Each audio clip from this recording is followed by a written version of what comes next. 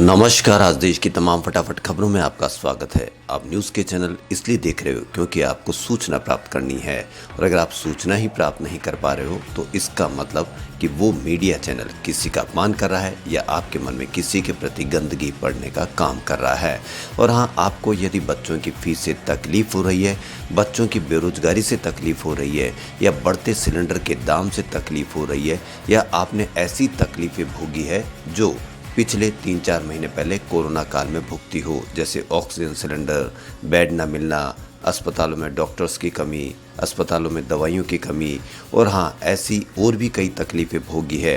और इनसे यदि आपको तकलीफ़ है और उन मीडिया चैनलों पर इनकी बात नहीं की जा रही है तो ये समझे कि कोई न कोई वो प्रोपेगेंडा चला रहे हैं या कोई न कोई एजेंडा फिक्स कर रहे हैं। इनसे देखने पर यदि आपको लगता है कि इनसे आपकी समस्याओं का हल हो सकता है तो आप अवश्य देखें, वरना ऐसे चैनलों को बढ़ावा दें जिनमें खबरें हो आपके लिए। तो बढ़ते हैं खबरों की ओर। अफगानिस्तान के उप प्रधानमंत्री ने अपने नवीनतम साक्षात्कार में सभी किस्म के अफवाहों और दुष्प्रचारों को खारिज किया है और अफवाह फैलाने वालों को अफगानिस्तान और शांति का दुश्मन करार दिया है। ट्विटर पर शेयर किए गए एक वीडियो क्लिप में बरादर को ये कहते हुए सुना जा सकता है।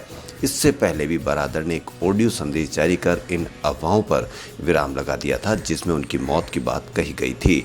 तब इस्लामिक एमिरेट्स ऑफ अफगानिस्तान के राजनीतिक कार्यालय के प्रवक्ता मोहम्मद नईम के ट्विटर अकाउंट से यह ऑडियो संदेश पोस्ट किया गया था। जम्मू कश्मीर हाईकोर्ट ने अपने एक हालिया फैसले में कहा है कि कश्मीर घाटी में रहने वाला हर हिंदू कश्मीरी पंडित नहीं है और विशेष रोजगार योजनाओं का लाभ नहीं ले सकता है। इसका मतलब विशिष्ट समुदायों के सदस्यों के लिए है। जस्टिस संजीव कुमार ने मंगलवार को कुछ हिंदू समूह और सिखों को कश्मीरी पंडितों के लिए प्रधानमंत्री के नौकरी पैकेज में शामिल करने की मांग करने वाली याचिका को कर दिया है। जस्टिस संजीव कुमार ने कहा कि लक्षित समूह एक अलग पहचान योग्य समूह है जो कि घाटी में रहने वाले अन्य हिंदुओं जैसे राजपूतों और ब्राह्मणों के अलावा कश्मीरी पंडित, अनुसूचित जातियों, अनुसूचित जनजातियों और अन्य लोगों से अलग है। याचिकाकर्ता ने तर्क रखा कि सिख समुदाय के अलावा अन्य हिंदू समूह को भी बहुत नुकसान पहुंचा है और गैर प्रवासी कश्मीरी पंडितों के समान लाभ के लिए विचार किया जाना चाहिए। हालांकि अदालत ने कहा कि तर्क है कि उन्हें कश्मीरी पंडितों के रूप में रखा जा सकता है बेतुका है और इसे स्वीकार नहीं किया जा सकता है।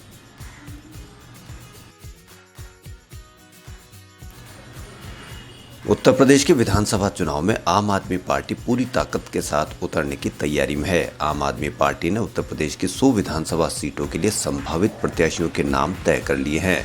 पार्टी के सांसद संजय सिंह ने लखनऊ में उनके नामों की घोषणा की है। संभावित उम्मीदवारों की इस पहली लिस्ट में पिछड़े वर्ग के 35% लोगों को जगह दी गई है। आम आदमी पार्टी आने वाले दिनों में होने वाला विधानसभा चुनाव की तैयारी में जुट गई है।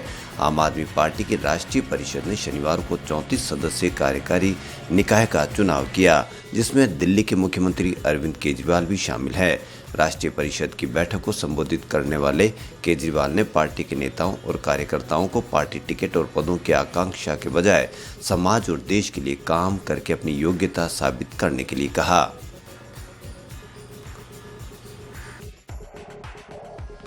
संयुक्त राष्ट्र की शरणार्थी एजेंसी UNHCR ने बताया कि 1 अगस्त से 11 सितंबर तक कुल 736 अफगान नागरिकों के नाम नए पंजीकरण के लिए दर्ज किए गए। एजेंसी ने साथ ही कहा कि वे भारत में अफगान नागरिकों के पंजीकरण और सहायता के बढ़ते अनुरोधों को पूरा करने के लिए अपनी क्षमता बढ़ा रही है।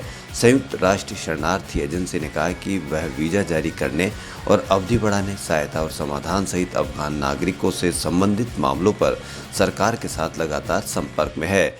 आंकड़ों के अनुसार भारत में UNHCR के लिए पर्सन्स ऑफ कंसर्न्स की कुल संख्या 43,157 है। इनमें 15,559 शरणार्थी और शरण के इच्छुक लोग अफगानिस्तान के हैं। UNHCR के लिए पर्सन्स ऑफ कंसर्न का मतलब ऐसे व्यक्तियों से है जिन्हें एजेंसी आंतरिक रूप से विस्थापित, शरण मांगने वाला या बिना देश वाला व्यक्ति मानती है। संयुक्त राष्ट्र निकाय ने एक बयान में कहा कि 1 अगस्त से 11 सितंबर तक UNHCR द्वारा नए पंजीकरण के लिए 736 अफगानों के नाम दर्ज किए गए हैं। अमेरिकी कारोबारी एलन मस्क की कंपनी स्पेस एक्स ने आज इतिहास रच दिया। उसने भारतीय समय अनुसार सुबह 5:33 पर पहली बार 4 आम लोगों को अंतरिक्ष में भेजा। नासा के फ्लोरिडा स्थित केनेडी स्पेस रिसर्च सेंटर से फॉल्कन 9 रॉकेट की लॉन्चिंग हुई। उसके करीब 12 मिनट बाद ड्रैगन कैप्सूल रॉकेट से अलग हो गया। ये कैप्सूल 357 मील यानी करीब 575 किलोमीटर की ऊंचाई पर पृथ्वी की कक्षा में 3 दिन चक्कर लगाएगा। 2009 के बाद पहली बार इंसान इतनी ऊंचाई पर पहुंचा है। मई 2009 में वैज्ञानिक हबल टेलीस्कोप की रिपेयरिंग के लिए 541 किलोमीटर की ऊंचाई पर गए थे। इंटरनेशनल स्पेस स्टेशन पर अंतरिक्ष यात्रियों का आना जाना लगा रहता है, लेकिन ये 408 किलोमीटर की ऊंचाई पर है। इस मिशन को इंस्पिरेशन 4 नाम दिया गया है।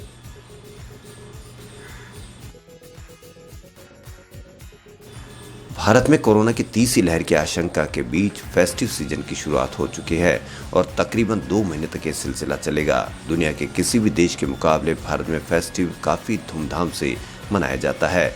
इसमें लोगों को न सिर्फ एक दूसरे के घर आना जाना पड़ेगा, बल्कि फेस्टिवल सेलिब्रेट करने के लिए धार्मिक स्थलों पर भी भीड़ बढ़ेगी। शॉपिंग और ट्रैवलिंग के लिए भी लोग बाहर निकलेंगे। एक तरफ फेस्टिव सीजन की धूमधाम है, वहीं दूसरी तरफ स्वास्थ्य विशेषज्ञ कोरोना वायरस की तीसरी लहर की आशंका को देखते हुए लोगों से लगातार सावधानी बरतने की अपील कर रहे हैं। देश के विभिन्न हिस्सों में अभी भी दूसरी लहर मौजूद है और कई राज्यों में रोज हजारों नए मामले सामने आ रहे हैं।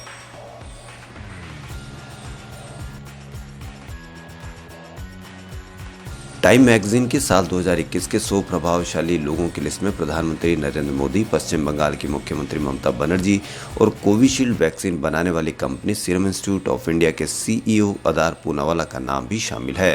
प्रतिष्ठित टाइम मैगजीन के बुधवार को 2021 के सबसे प्रभावशाली लोगों की सूची जारी की है।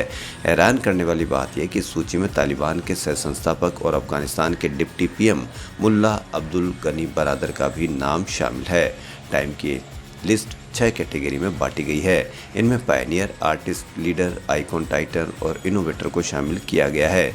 नेताओं की लिस्ट में मोदी और ममता के अलावा अमेरिकी राष्ट्रपति जो बाइडेन, उपराष्ट्रपति कमला हैरिस, चीन के राष्ट्रपति शी जिनपिंग, इजराइल के राष्ट्रपति नफ्ताली बेनेट, अमेरिका के पूर्व राष्ट्रपति डोनाल्ड ट्रंप के नाम शामिल है।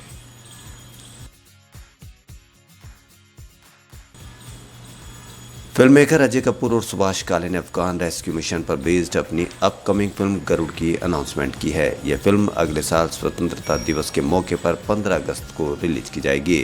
फिल्म समीक्षक कोमल नाहटा ने भी इस संबंध में जानकारी शेयर की है। उन्होंने अपने सोशल मीडिया पर लिखा, अजय और सुभाष ने फिल्म गरुड़ के लिए हाथ मिलाया है, जो अफगान रेस्क्यू मिशन पर आधारित है। अजय कपूर प्रोडक्शन और विक्रांत स्टूडियो के बैनर तले इस फिल्म का निर्माण किया जाएगा। फिल्म के निर्देशक और कास्ट की घोषणा जल्द की जाएगी। यह फिल्म 15 अगस्त 2022 को थिएटर में रिलीज होगी। एक बड़े बजट की फिल्म बताई जा रही जो अफगान रेस्क्यू मिशन की सच्ची घटना से प्रेरित होगी। मेकर्स ने फिल्म का मोशन पोस्टर जारी किया है। खबरों फिलहाल इतना ही। यदि आपको हमारा चैनल पसंद आए तो लाइक, सब्सक्राइब और शेयर अवश्य करें। धन्यवाद।